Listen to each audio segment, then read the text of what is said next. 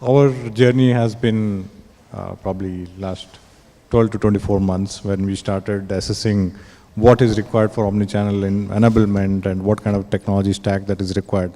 And obviously, I mean, as much as I hear that technology companies are making money, obviously, one of the key challenges around systems which are probably not designed for the digital business and which essentially requires a lot of revamp or replacement or new solutions being put in place. And some of these doesn't happen overnight, so it takes time. And that's one part of it. If you ask me, I think technology in the omnichannel play is just one aspect of it.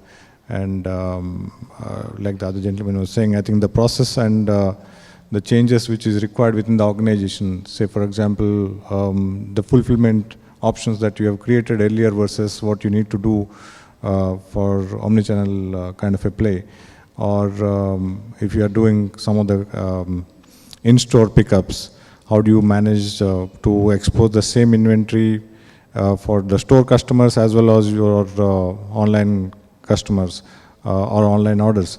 And the same again, a shared inventory within your warehouse, which are something which are not explored. I think this is where the real challenge is in terms of making the changes.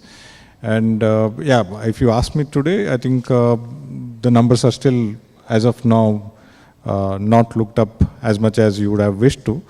But I think some of the experimentations that you are trying to do is how a online customer is behaving inside the store, given the number of initiatives that you have done. And these are series of initiatives which are probably not, it's kind of endless. When you talk about omnichannel scenarios, use cases, and you, like you said, there are certain things which probably has worked in UK. Is it going to work in India? You just have to experiment and find out whether it works or not. If it doesn't, you move on to the other one and then see till the time you got the right formula or right use cases for which is relevant in India.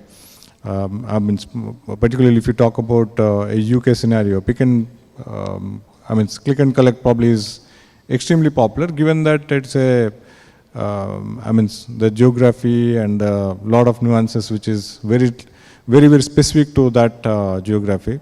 Whereas in US it has not been popular. In India, we have to experiment for a time to see whether it is really taking off, or we have to find our own flavor of solutions.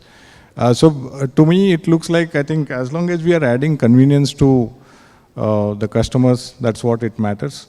I recently read about an article which says that in retail, the best metrics that you can create is to measure happiness.